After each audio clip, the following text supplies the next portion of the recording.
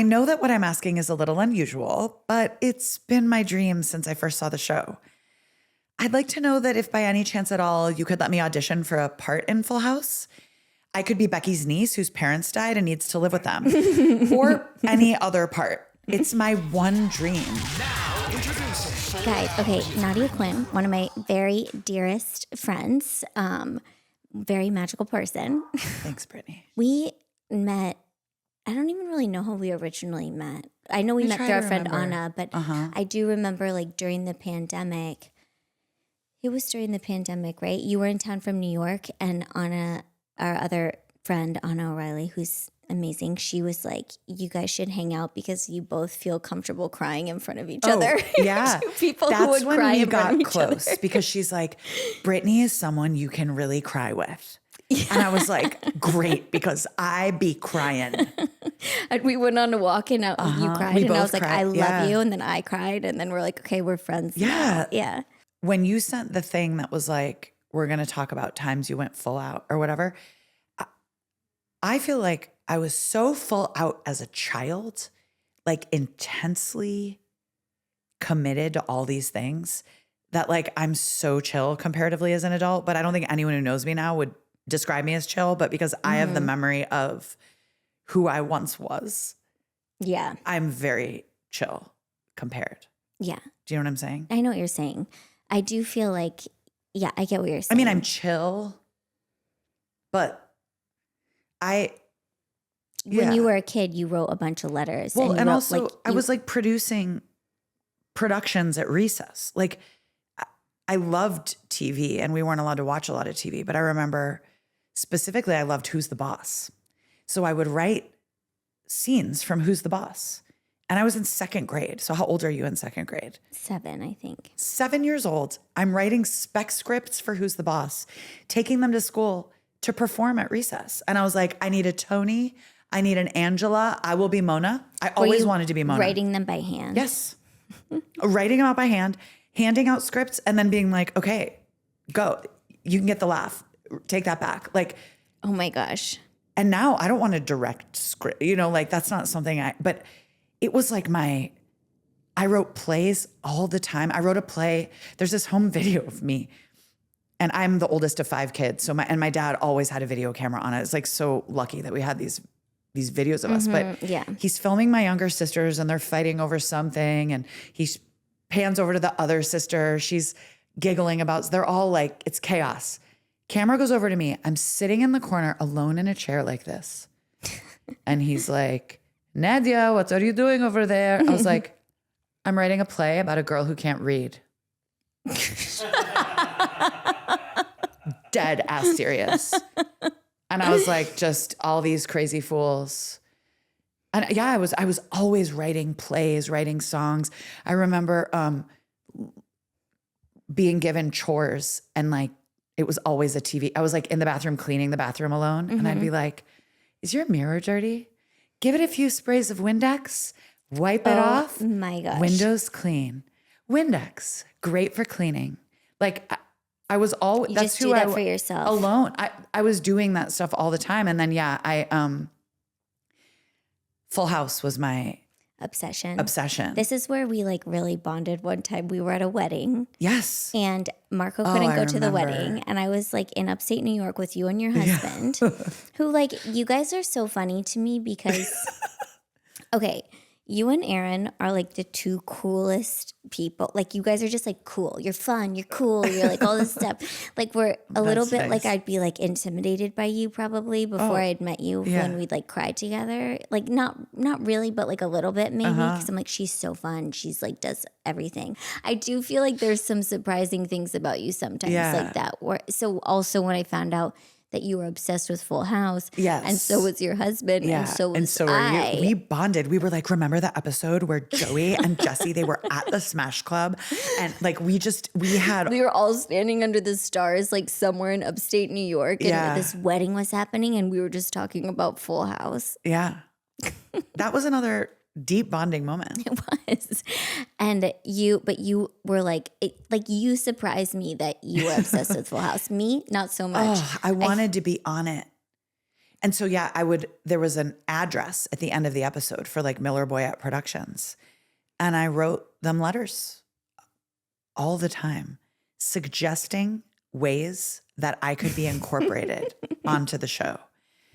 And I have a couple of the letters that I never sent because I also was like really a handwriting perfectionist. And so if I made one little mistake, I would like have to rewrite the letter. Wow. And I think my mom had the foresight to know like she'll think these are funny when she gets older and saved them. But yeah, I was like, my name is Nadia. I am 11 years old and I am an actress. I would love to be on your show Full House. Here's an idea. I am an orphan. Danny feels bad for me, brings me in. Jesse doesn't have kids yet, adopts me, brings me to the Smash Club. I sing on stage. Like I had it all worked out. And they never You had wrote other me ones back. too. Like you'd be like, oh, and then if that doesn't let me work, read right? a little because Yeah. I texted them to you because they're actually, it's like They're so funny. They're really so funny. much funnier, my little word. And then Writer Strong from Boy Meets World. He was my other big crush. Okay. This is on my stationery with balloons on it. I love it. That says you're Nadia Wahab, my maiden name. Okay. To the producers of Full House. Hi, my name is... Did you put it in quotes? I did. Full House. Interesting. Yeah, maybe I thought that's how you... Yeah, you did it. Hi, my name is Nadia Wahab and I am 12 years old. I've been watching Full House since I could understand it. And from then on, it has been my favorite show. Like it's a hard show to understand. I know. It's like, okay. I know that what I'm asking is a little unusual, but it's been my dream since I first saw the show. I'd like to know that if by any chance at all you could let me audition for a part in Full House. I could be Becky's niece whose parents died and needs to live with them, or any other part. It's my one dream, and I hope that somehow it can come true. Thanks a lot. Sincerely, Nadia Elise Wahab. That is not my middle name, by the way. Please. Why did you put that? So my dad is Middle Eastern. In the Arab culture, all children, regardless of boy or girl, has the dad's first name as their middle name. Oh. So all of our middle names are Edouard.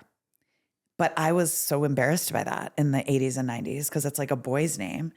So I remember we were in Arkansas and Joy Elise Turner was like, my middle name starts with E. And I was like, mine too. What's yours? She was like, Elise. I was like, mine too. And then you just And then kept I kept it. I love it. Please, WB. P.S. I've been in many productions in school and through the rec department, and I've had many leading roles. Amazing. I love that you said I could be Becky's niece or any other Or character. any other role. It's so good. It's so good. It's so funny. I feel like Yeah. the I like can't believe no one foresight to be like, acknowledged it. yeah, and also be like, I pitched you a storyline. I know. Like a good one. You know, I don't know if I've talked about this on here, but I used to write the Olsen twins letters My gosh. all the time. And I did have like little headshots because I was doing commercials and stuff. And people used to think me and my sister were the Olsen twins all the time. My God. And they would stop us everywhere. And really, Chelsea looked like, my little sister looked like, we're just a year apart. So they thought we were twins. But she really looked like them. And I like kind of did, and people would tell my mom, I know who your girls are. And she'd be like, they're not actually them. And like, okay. And like at the airport, everywhere. And so then I would write them these letters being like, I'm an actress. And like, everyone thinks that I I'm look you. like you. And like, I'm basically like one of you. Like, and I don't really know if I was asking for anything. I just like wanted them to know that like I also existed and that like, Did this they ever is crazy. write back or anything? No, but then when I moved out here, one of my very first friends here went to school with them growing up, which I thought was so funny. In LA? Yeah, in LA. Oh, because they're like a Hollywood family. And then when Fuller House came out, Ron also Hart, one of my, DM'd you GM'd them? Jeff Franklin to Nice. be like, I sent him one of the letters and I was like, now's your chance, Jeff. Did he respond? He did on Twitter. He was like, oh my God, great idea. And then cricket didn't cast me on the show. And I was like, he's like the but he was a perv. Something happened and he was a perv. So I was like, I was saved. Anyway, so they didn't write back. But I feel Fuller like at House. that point you're like old enough to like. Okay, so they didn't write back. Fuller House happened, and my friend Ron Hart, who's done the podcast, he was writing on Fuller House. Oh. And with his writing partner, John Beck. And I'd worked on a lot of shows of Ron's in the past. And when Mary-Kate and Ashley Olsen did not want to come back to be Michelle, they pitched this storyline of like the sisters meet a girl who looks very much like Michelle and she has the vibe of Michelle and like she's like Michelle and like kind of like she's whatever. And they were going to do it. And they're like, and we know the perfect person to play Michelle. Brittany Ross. And my name got brought up like and passed around the writer's room for this episode. But ultimately the creator guy was convinced that the Olsen twins were going to come back. I think even though they sent him like a lot of cease and desist letters being like, we're not coming back. They didn't want to do it. But they wouldn't do that episode just because. But I was like, how, like I felt like that was such a crazy, like from me being a kid being like, I'm Michelle Tanner to my name being just brought up cool. in a room to be Michelle Tanner if they did do it. That's dream. Cool, right? Did you watch Punky Brewster? No. That was the other one that really spoke to me. I didn't a little too young for that. Yeah, I think it was a little young for. It was like I missed it by like a few years. Mm-hmm. Mm-hmm. Yeah, that's so crazy though that you did that. I love that so much. But they didn't accept me. Because I'm sure they get a lot of letters like that, but they're not as creative. I can't believe any other kid was like, here's a pitch. And this was not the only one I wrote. I don't even know if I found the other one. There's another one that my sister, Audra, oh, yeah, I have it. Can I read this? Yeah. This is 91, so I was 10. To the producers of Full House, hi, my sister Audra and I, she made me like include her, have been #1 fans of your show since it began. I'm 11 years old. She's 9. We're great actresses. I don't mean to brag. And have performed many times. Everyone says we show lots of expression and sound very realistic. Not like we're reading out of a book or off of the script. We can memorize things very quickly. What I'm getting at is we'd love to be on your show. We have some ideas of who we could be. I hope you'll seriously consider them. #1, the Tanners decide to adopt a child, so they come to the orphanage where Audra and I come in. They narrow it down to one of us and finally decide on me. But we decide we can't be separated. We'll be sisters. And so they adopt us both. Like it? Try this one. What? Becky the balls of an 11-year-old. Becky or Danny's brother, who had 2 kids, us, died in a car accident. Jesse takes them in. We could live with Becky and Jesse or with DJ and Stephanie.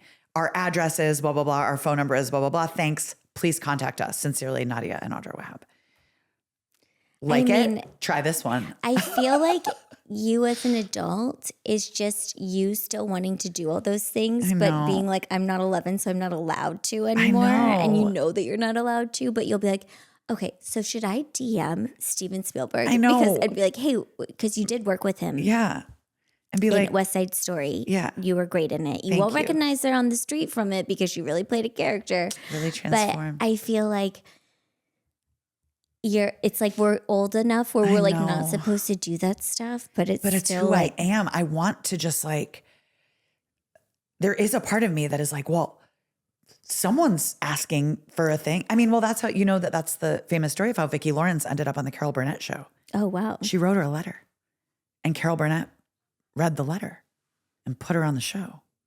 And I didn't even know that when I was doing this, but later I read Carol Burnett's memoir and read that story. And I was like, God damn it, it could have worked. Mm-hmm. But it didn't. Maybe if you still write letters, handwritten letters. Yeah, but who? You know, I think about that now and I'm like, because when I was a kid, I was like, I'm writing to Hollywood, like at large. I feel like a handwritten letter now, though, does feel a little stalkerish. It's so sad, right? If you got a handwritten letter from like a stranger, you might be like, a little psycho? Better than a DM, like, but isn't a DM like, oh, I have so many DMs. But if someone wrote me a letter that was like, hey, can I be on your show? But that doesn't feel authentic for me anymore. Like now I'm like, ugh, just find me. And yeah, I don't know. Even though it is still inside. I think it's still inside of you. I wrote a handwritten letter and put it in a mailbox recently. Really? And I felt a little psycho, but I was like, whatever. For a neighbor of mine not on my street. Like I pass their house on a run all the time, and I really like the climbing roses they have on their house. Oh, okay. And we've killed a lot of roses around here, and we're not doing a great job. And so I wrote them a letter just to see like who their person was. Did they acknowledge it or not yet? They wrote me back. They messaged me. It took them a while, and they're like, sorry for the delay. And they gave me the name of their person. Wow. So you will finally have your roses. That's a great manifesting generator. So here's just to like tie it in with the human design. I think part of the reason now it's not really right for me is I am not a manifesting generator like you. It's correct for you to initiate things. Mm-hmm. It's not really right for me to initiate things. It's right for me to respond to the things that excite me. And so now it feels like I don't need to be DMing and asking, but I would if it felt really fun. But for you to write that letter and be like, who does your roses? Super authentic and correct. Thank you. I feel like thank you. Yeah. That's like how you're designed to be. But we'd met before, we'd hung out before, but that was like, when we really. Not really. Yeah, we'd hung out, but we'd never like cried with each other before. And then I had something happen. You were in town and like something stupid. Like we didn't get the house that I thought I wanted. That was like I was destined to live in, which I wasn't, you know? And I was like so sad, which I promised myself I would never be sad about that. And then I was. And Marco was like, you are kind of insufferable right now. I think the only thing that would work for you is to go hang out with Nadia. I think you need to leave and go to Nadia's house that she's staying at. And I was like, okay. And I went over there and you like lit candles for me. Yeah, we had a witchy time for me. And I was like, okay, I'm totally fine. I did your human design, which it's funny that you mentioned that we both cry in front of each other because in both of our human design, we are both emotional, which means we make big feelings and have to feel them to move through them. And people who are not emotional get really, Marco, affected by other people's emotions deeply and it doesn't feel good. Whereas you and I can feel any level of extreme emotion around each other and we're unfazed. Yeah, exactly. Which I feel like we need to go into what human design is that's really what I was quick gonna say. because Can people I are say going to be what like, it what is? is that? Yeah, say what it is. So I got into this thing, and if you want to follow along, you can go. I just launched my own website, which is How to Be Yourself HD. How to Be Yourself HD.com. And HD is for human design. I wanted to I brought my computer because I want to pull mine up. Oh, I have yours. Oh, yeah, you I have have mine. everyone Okay. I've ever met. So you can. So okay, human keep design going. is it's just a really cool system. I've always been into self-discovery things and come from kind of a witchy lineage and astrology and hypnotherapy and tarot and like anything that has promised to help me understand myself better, I've loved. And so Who Anna did O'Reilly, hypnotherapy? my grandmother. Your grandmother did hypnotherapy? Yes, she was I a feel like that's very hypnotherapist. before her time. It was. And what's crazy about her is she was a Catholic nun when she was 16 to 25. Shady stuff going on in the convent. And she left in the middle of the night. A priest helped her escape. Whoa. And her parents were so mad that she left the convent because it was like such a dishonorable thing. But then she met my grandpa, had 6 kids. Wow. And got into Eastern religion and philosophy and started doing past life regressions and helped people quit smoking using hypnosis and wow. Did astrology readings, like did all of our charts and everything and tarot. And I went to a hypnotherapist when I was like in middle school. My mom took me to a hypnotherapist. For what? Like to help you with Because I something? had a mental block that like kept coming back up in cheerleading. So I went to like a sports hypnotherapist. Wow. And I wish at the time I would have like really been like, oh, I realize what I'm doing and I should have gone back to it. But it did help me.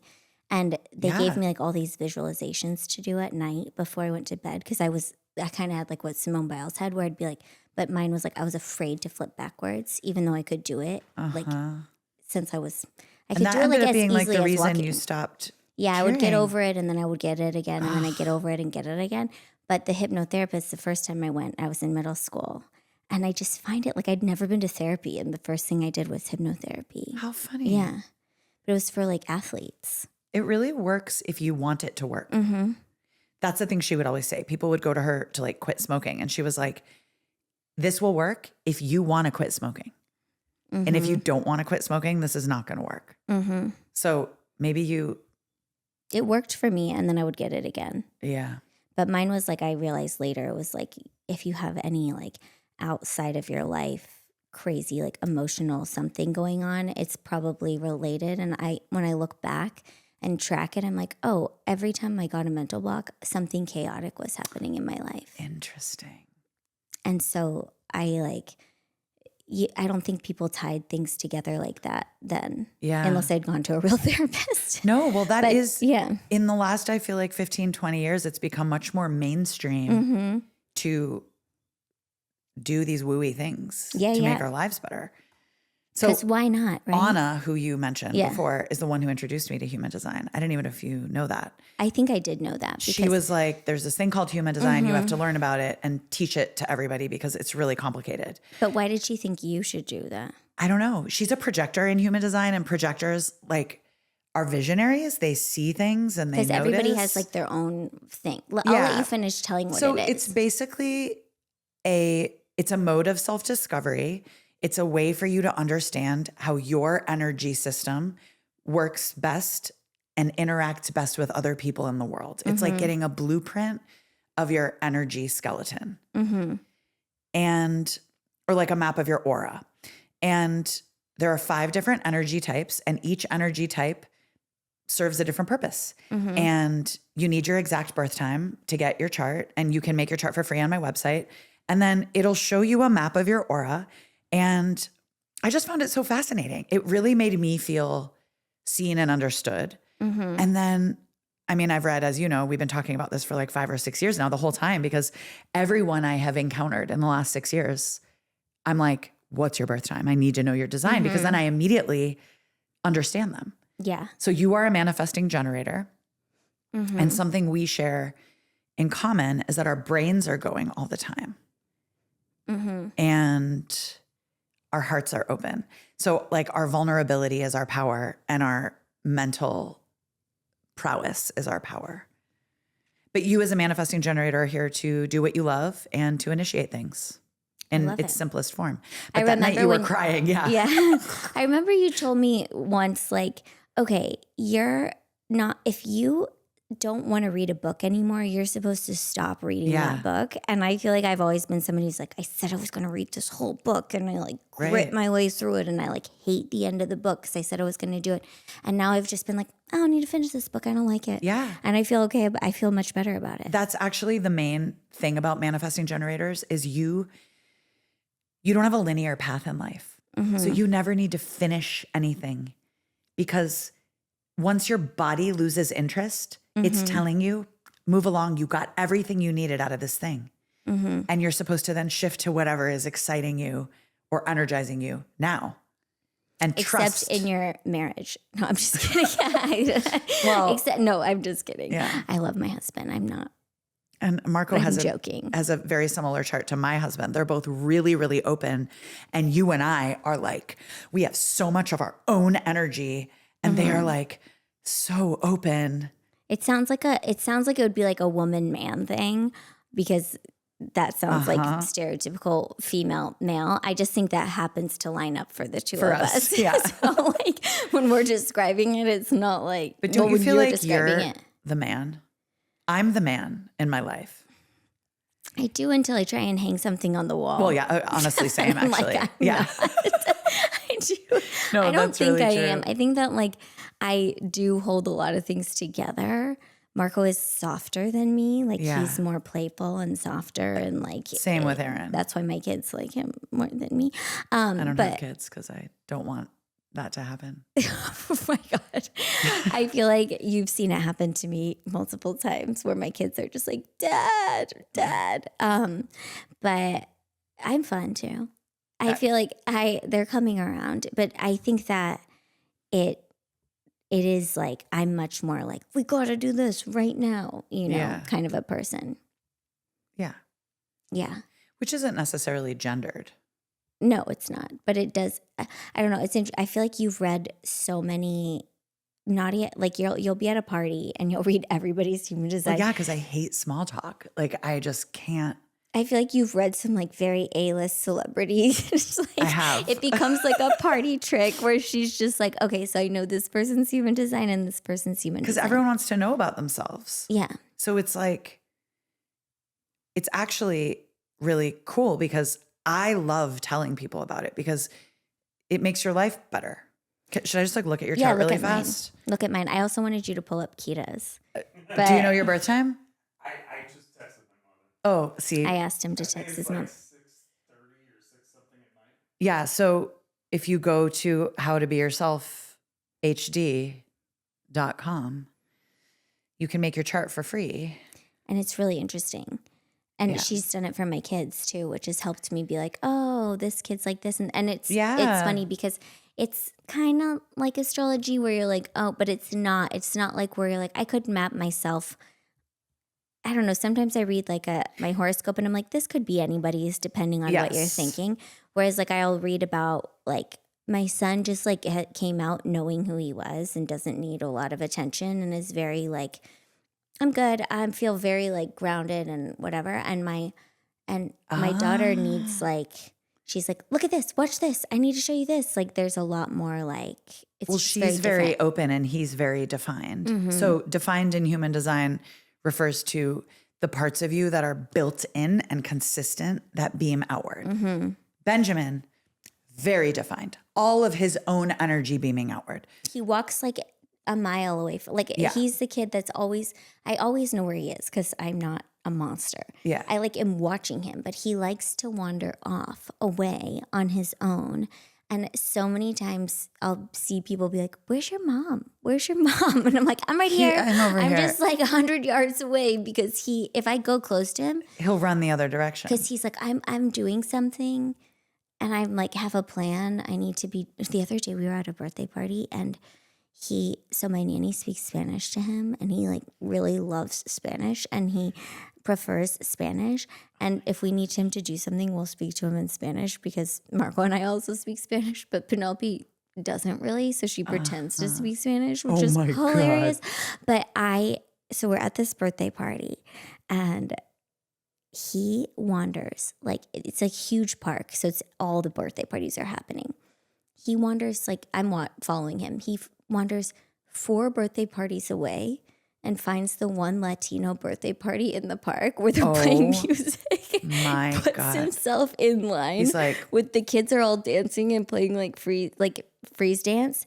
Gets himself in line next to these like 7-year-old kids and starts like dancing and like clapping for himself. That and like is so he's funny. just like drawn to it.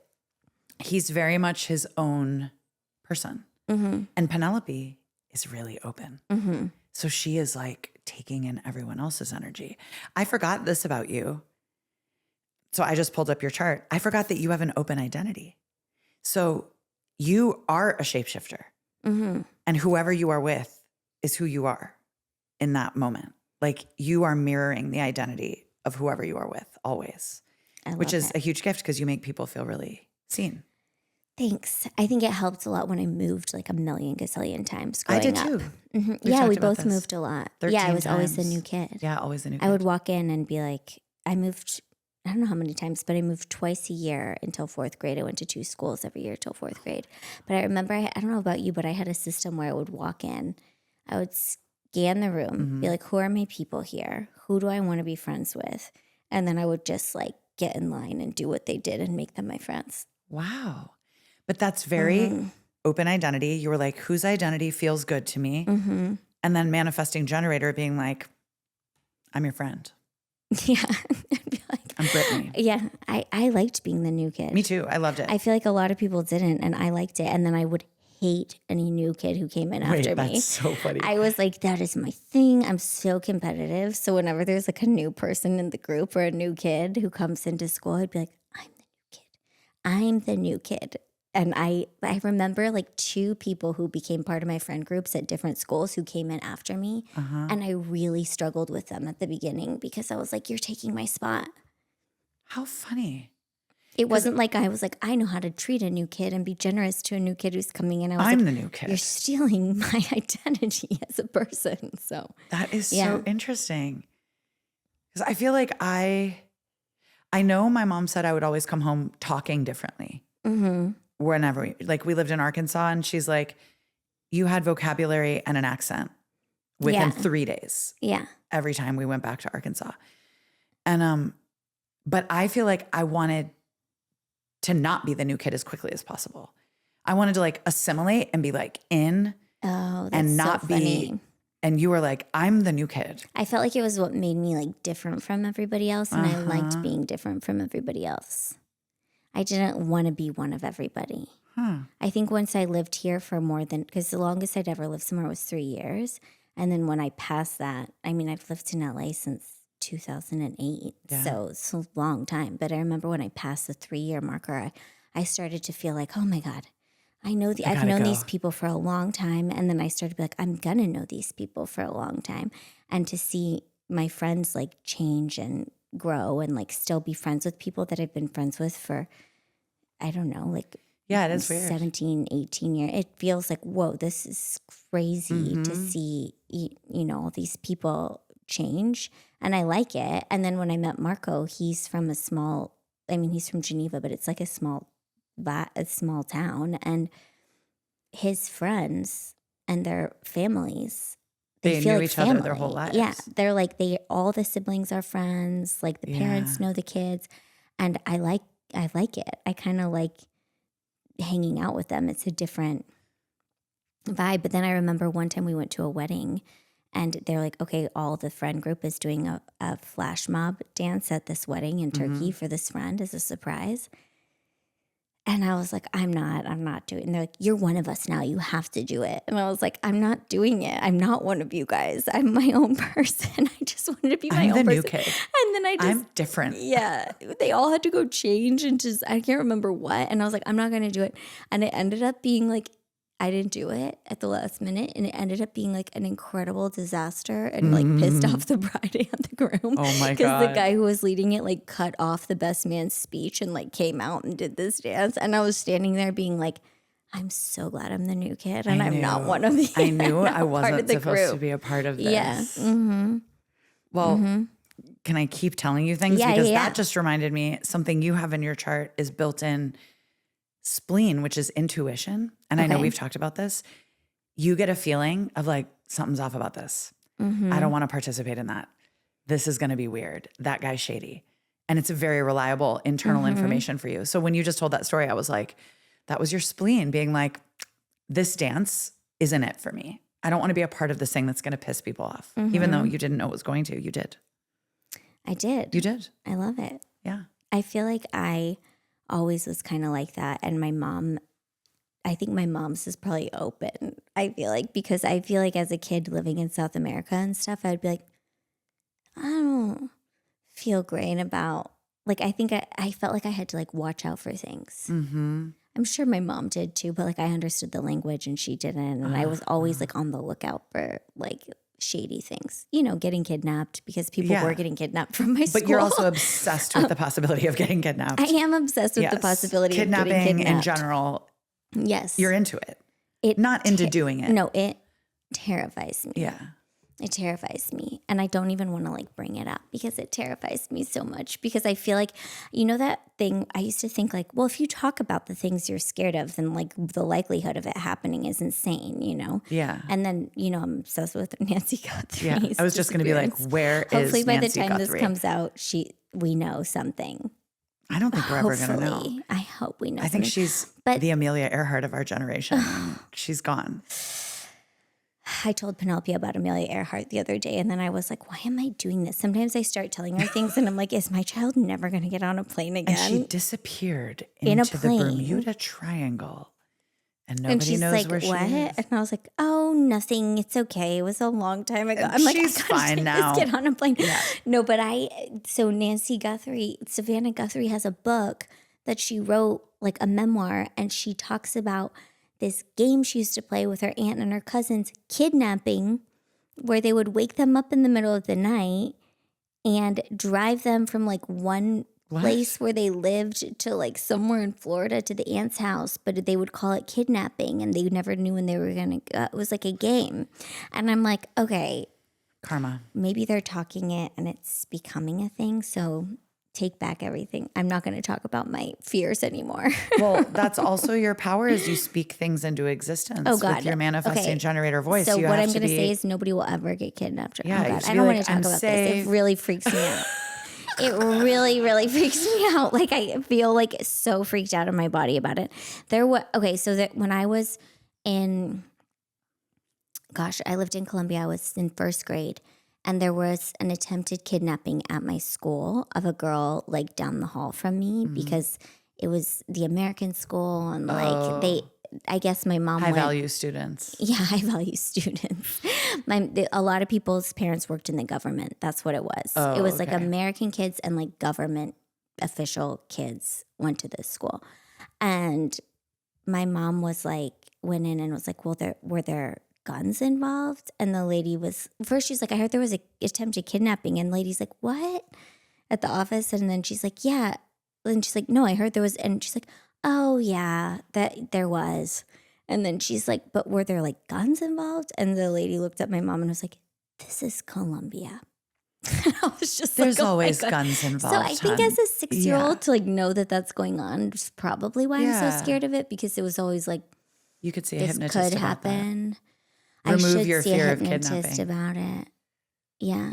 Because I also do this thing at night when like Marco walks in the room. If I'm already asleep, I sit up. I don't remember it, but I sit up and gasp. And I go like, and then he from a has to be like, nightmare? it's me. I don't think I'm even having a nightmare. I just like hear something. He's like, it's me, Brittany. And he'll start to get pissed at me. He's like, it's your husband. It's me, your husband. Because I just stare at him like, how dare you come in here and make me, yeah. I'm Do you so still do fun to that? live with. Yeah, I do. Oh. But normally I go to bed after Marco now because I'm always out at a show. Thanks to stand up, I don't think my husband's going to kidnap me anymore because I'm never asleep. If you're never asleep, no one can ever get you. That's right. No one can ever get you. That's my motto. Yeah. If you don't sleep, you can't get kidnapped. Yeah. I've never even considered that someone might kidnap me. Just in case. Oh, Sorry, great. Trask, it was for the knocking on wood for the kidnapping. Don't Sorry, I don't want to set the dog Yeah. off again. Okay, wait, but you got you act and then you got super into human design. Yes. And I do feel like you being your friend for so long, you're always like, you're so good. You're one of those people that's good at a lot of things. Like you can change, like that's why you can play a lot of characters and you're just like good at a lot of things. And I think it torments you. It does torment me. Mm-hmm. Yeah.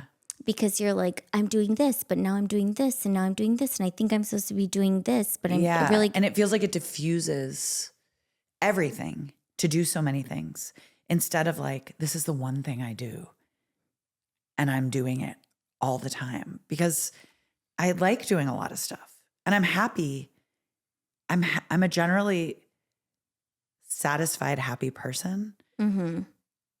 And I have gigantic aspirations and dreams. So like those two things are kind of at odds with each other because I'll be very satisfied. And then I'm like, you're too satisfied. You need to be dreaming more and like fighting for something out of reach. Mm-hmm. But that's what that's I think not your human is design. part of what made me love human design so much is it undid all of these thoughts that had been conditioned and these beliefs I had that we have to struggle to have success, which I think most people are taught and believe. Like it's going to be hard and you have to fight for it. But human design is like, no, like there's a lot of stuff that's easy for you and that's what you should be doing. The things that are easy for me, that's what I should be doing. The things that are hard for me are hard because I'm not supposed to be doing them. And for every single person, there's like, we all have different gifts. And it is when everyone does the thing they are good at, we all lift each other up versus you trying to fight against your natural way. Nadia made this, guys. I did. I became a graphic designer. She's really good at graphic designing too, because this would have taken me, writing a few words on a card with colors would have taken me probably like a week if I worked on it 8 hours a day. I had a vision. You were like, you made it in 30 seconds. This is what I want. I was like, here's 10 options. But yeah, see? But then you're like, oh, that's not what I should be doing because I'm like, but you're good at it. I know. It's a problem when you're good at a lot of things. We're business wives. We support each other through our business. Yeah. All of our things. I went to the Edinburgh Fringe because of you. I would not have been able to handle all of the things I needed to get done to go last minute and take the show. But you were like, do this one thing. And I'd be like, okay, I did it. And then you're like, done. It's not even that big of a deal. Do this one other thing. I was like, okay. Kind of. You're just like, just do it. It's fine. You're good. You're really good at, I mean, I think what we're both really good at for each other is seeing what needs to be done. And it feels like not a big deal to us for the other person. Because we're also pretty opposite. Yeah. We're really opposite where you're like, that's not a big deal. And I think your things are not a bit like this would make me cry. And this, I was like, oh, that's so fun. I'll make a little, I can make a little thing. And I did. Yeah. It would make me cry. I made my human design logo for myself too, because I also don't like trust other people with the artistic vision in my mind. Yeah. I'm like, I see it. So I have to execute it. Yeah, totally. Yeah. And I feel like you get what I see in my mind. Yes. I think when you did you went to the Fringe with your own show, the Nadia Quinn show. The Nadia Quinn show. Because also, we haven't even gotten into it. You also perform live and you write hilarious songs. And you're a beautiful singer and you sing with your husband and sometimes alone and sometimes with your other friend. Yeah. And you put on like a really fun show. Thank you. But I've done that since I was a little kid. I mean, do you got that birth time yet? What? Do you got the birth time yet? I know it's like 6. It has to be exact. 6:57 or something. It will change. What's your mom doing? Yeah, exactly. It's so funny because people don't know that, like, everybody has to ask their mom for their birth time. That's also another funny thing because I feel like moms are like, why? What? Like, mine was in a baby book. My kids have like my sister-in-law gave us this really cool thing where it's like a drawing, like a life-size, like piece of art, like a kind of like sketch of our kids, like exact size when they were born. And then below it says their birth time and their weight and everything, which is cool because then I'll just like go and look at it because it's on the wall. But yeah, it's funny because I feel like I really remember it for my first kid. And Benjamin, I'm like, do you remember time of day for him? Yeah, I know. I think he was born at like 6 something at night, but like in the afternoon. But like Penelope, I'm like, she was born at 9:18 a.m. Yeah. And like she was this much and this much and this much. And like the second one, you're just kind of like, and they were born. You're just, call your mom. I did call call her. No, because everyone needs to know this because it affirms things you already know about yourself. I feel like I know mine, so if Keita's hears his, it'll blow his mind. I would love to do that. I actually, now that you're saying this, I think my dad is the one who told me what time it was. My mom couldn't find it, and then I found my birth certificate. But I think my dad knew, which is really weird to me. I did ask you did ask me. My sister and I are having a bit of a sister, issue at the moment where we're not really speaking, and I was like, I need her birth time I was like, I know, but I just told my mom I'm not going to go through my mom because I don't want my mom to become the middle person. Ask in your this. dad. And I was like, I can't now reach out to her and be like, and what's Chelsea's birth time? But she did. I did ask her. Oh, you did? No, did I? No, I think she's like, I need to look or something. Because it helps like understand people. Else. I know. It's a bit like you're spying on them when you know their birth time and you understand them. It does feel a little bit like you're spying on them because you see a lot about somebody and you're like, oh, wow, okay, this is crazy. But it's good. It makes like relationships, collaborations, everything easier because I think it's our nature to assume everybody's insides are functioning the same way ours are. Because why would we think anything different? Mm-hmm. That's all we know. So we're like, well, everybody is this way. Yeah, that's been like a huge lesson for me in my like adult life. It's like, okay, I used to be like, why would anybody have a full voicemail? I don't understand if somebody's voicemail's full. My email box used to be like cleared out. Everything was cleared out. Like now I have 2 kids and I like occasionally have some emails I need to respond to, but like I like couldn't understand that. And like also Marco thinks about things more before he speaks. And like I couldn't like I was like, oh, like I feel like my brain is like just saying things. Well, because your brain is on all the time. it's connected to your voice, which is an internal power. You don't need to like figure out what you're going to say. It's a built-in part of your machine. And then you have your own built-in emotions and your own life force energy. And Marco's just built very differently than you are. I'm pretty sure he's open here like I am. So our voices are activated by our audience. And sometimes we are like, I don't have the words. Yeah. And you're like, I always have the words. Locked and loaded. But that's how you're built. I feel like when we started talking about this, I also did I like threw this birthday party for Penelope where like Marco thought it was like an insane idea. Oh, yeah, but I had realized like, oh, he's like, you're never going to be able to do that, you know? And like, I was like, watch me, you know? And she was 3 and I had taken her on a hike and hiking is like being outside is so important to me. And all I've ever tried to do is convince her to go outside and I can't find a way she just wants to be inside. And so I took her on a hike and then by our old house, there's this hike that goes up to the original Bat Caves from Batman, the TV show. Whoa. Did you watch that show? Batman? I don't know. I didn't watch it. Did you watch Batman? Okay, we were watching I know Full the Bat House. Caves. Yeah, so there's these Bat Caves. I was like TGIF or bust. Yeah, so Bat caves are right near my house. yeah, they're by Bronson. We could walk to the Bat Well, I Caves got a time too. from. Oh my gosh, you got a time? You got it? Okay, let me tell you this really quick, and then we'll do your time. So so I basically took Penelope up there, and there were all these stones. It's like a half-mile hike to get up there. And I was like, there's a heart rock formation up there. Because you know, like those alien rock formations? Yeah. People have done those all up there. And a bunch of them are set up in like giant hearts. Whoa. And I was like, oh, this will get a 3-year-old to go up. And I took her up there and she goes, I love this place. And she's like, I want to have my birthday up here. And I was like, you do? Okay, great. We'll do that. And Marco's like, how are you going to get a bunch of 3-year-olds to hike up to the Bat Caves? And I was like, he's like, this is an insane idea, Brittany. And I was like, yeah, but I'm supposed to like act on my insane ideas. So just like back up and watch me do this. Did you do it? I did it. I made a scavenger hunt. We made a map. And the kids were like super into it. The parents had never been up there. We had a dance party at the top at the Heart Rocks. There was like scavenger stuff along the way. That's cool. I got all the kids to go outside, be in nature. And I was like, see, don't tell me I shouldn't do my crazy ideas. Yeah. But you're the one that's like, you should do your crazy ideas all the time. You simply must. It was so cool. Okay. Spell your name for me. Well, it can be.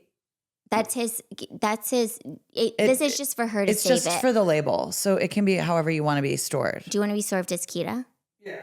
Okay. Keida. Okay. Which Keida's real name is Matthew, which really threw me for a loop when I found that out years into knowing him. Last name. Mascaro. Mascaro. A-R-O? Yep. Okay. And then birthday, month, year. It was Saturday, June 23rd, 1973, at precisely 5:58 p.m. You have the And same where? birthday as one of our best friends, New York, St. Elizabeth. Is that Jules? Talia. Oh, Talia. Utica, New York. Okay. 5:58 p.m., June 23rd, 73.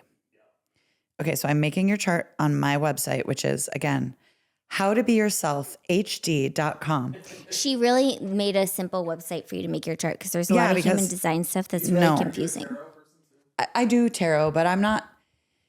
I think that, there's a lot of info about human design on the internet, but it's all very like wooey and inaccessible and complicated. And a lot of people are like, yeah, I looked it up, but I just like couldn't make any sense of it. And that's sort of how I felt when I learned about it, which is why I built this. Like I didn't set out to be a human design expert, but here I am. Okay. Keida. So you're a generator. So the most important thing for you is to know that you have a motor in your body that gives you energy when you're doing what you're supposed to be doing. You are energized by things that your body responds to. That's what you're meant to be doing. When your body is depleted, it's telling you not to do that thing.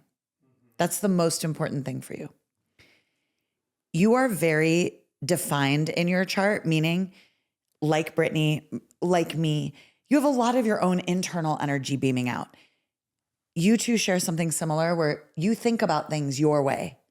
You're always thinking, always processing. And the way you speak and communicate is your voice. That is also true for you. Your identity is a huge source of your internal power. Who you are is who you are. You've been who you are since you were a little kid. Your identity is open. Mm-hmm. You are whoever you're around. You are the energy of your environment. You are the energy of the space you're in. So you don't ever need to figure out who you are because you are whoever you are right now. That's why when one of our friends told me she's like, you could go to a royal wedding or a trailer park wedding and be the best guest at either wedding. I was like, I feel so seen right now because you're a shapeshifter, you can fit in very effortlessly in both places. Thanks, I love that. But you are you. You just are who you are, and I am too. My identity is my identity. You have the same thing Brittany has about built-in spidey sense intuition, like a little like something's off about this situation, or I don't think we should go there. It's like built-in knowing. And then the one thing you have that we do not have is grounded energy. So you in a crisis are the best person to have around. You're like, it's fine. I'm not worried about it. Everything's going to get done. I'm not stressed. Brittany and I are like, there's so much to do. How are we ever going to get all this stuff done? And you're like, it's good. And just you being around us grounds us. So your energy is grounding for the people around you. That is a part of your gift. And then you have unlimited energy to do what you love. The 3 places you're open, which means the 3 places you take in and amplify other people's energy. So your goal would be to keep these places open. Emotions. So you and I make emotions in our body. We feel big feelings. As soon as we feel them, they're over. Mm-hmm. That's why we can cry in front of each other. I can be like, I'm just so upset. I need to vent about this. As soon as I vent, it's done. It's done. Mm-hmm. We do this for each other all the time. You're like, yeah, it didn't faze me at all. You absorb other people's emotions and it doesn't feel good. You're not built to carry them around. So if Brittany and I were both here crying, wouldn't be weird to either of us.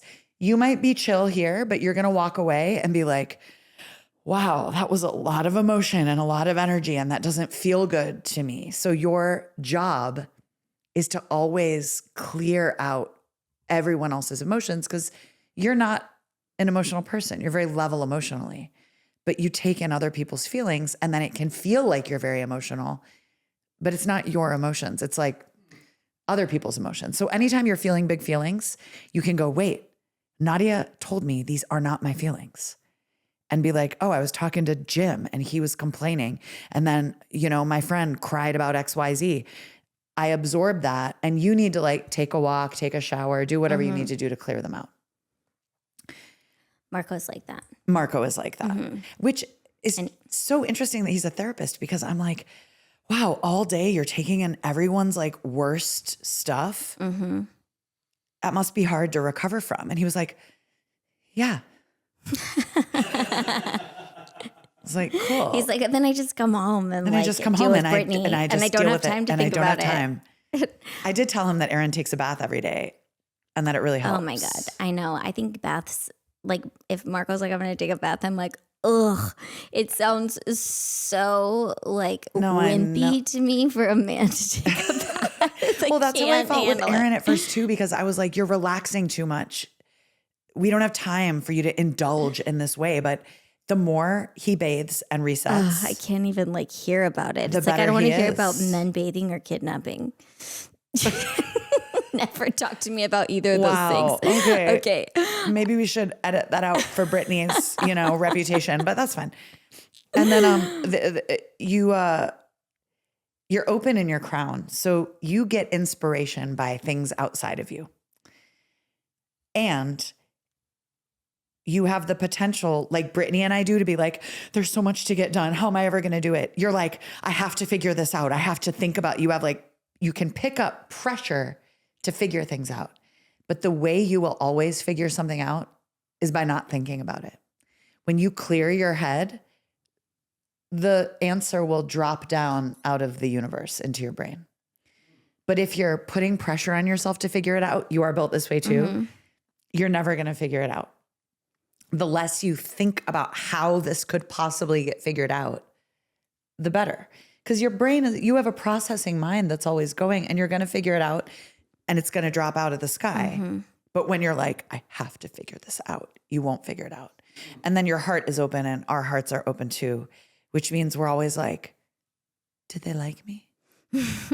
Did I do a good job? And we think validation will finally fill our hearts. But the truth is, our vulnerability is really appealing about us. So the more vulnerable we are and the less we're trying to prove that we have, I'm really confident because like I'm confident about some stuff, but like a lot of the time I'm like, but I just want them to like me and I just want validation. And the less I do that, back from Full House. I just want Jeff Franklin to put me on the show. But the less I care about that, the more my energy is appealing. And that's the same for you. And then the last thing I'll say, because this is true for both of you guys, your strategicness. You are very strategic. Routine, structure, hugely important for you. Except in one way, which is how the day goes once you're in it. So you both benefit from making a strict plan, having a structure, a routine. Like I know you get up and run every day or you eat the same thing for breakfast. But then in the course of your day, if you run into a friend, you can be like, oh yeah, let's throw that whole schedule out. And I'm just going to do this instead. That's the one way that you go with the flowy. Spontaneous. Yes. And there's obviously a lot more that I could tell you, but those are the main things. Do what energizes you. That is where your power. Okay, thank you. This is so fascinating. I feel like it's cool to see you do somebody else's because I know mine, so we can talk about it. We've been talking about it for so long. Yeah, but to watch you do somebody else's. But where can people find you? howtobeyourselfhd.com is my human design website. And then NadiaQuinn.com is where you can just like see all the things she's really good at. So many things. Yeah. She's so good at so many things. Thank you so much for doing this. Brittany, thank you for having me. Here. Were you going to ask me questions or you're not going to? You were like, I'm going to ask you a couple questions. No, those are the questions I'm going to ask you. Oh, feel good where about are we going to those. find you? Yeah. Oh, okay, great. Those are the ones. I thought you were going to be like, and what do you believe happens when you die? I don't want to get into that yet because that scares me. Okay. Can I ask you one question? No, we have to end. No, but I have to ask this to you. What? This is just important because I need to know your answer. If you could find out right now exactly how and when you were going to die, would you want to know? No, I wouldn't want to know. Definitely? I don't even want to talk about this. Oh, wow. It freaks me out. I don't want to know. No. Okay. Okay. Sorry. All right. Love you. Bye. Bye.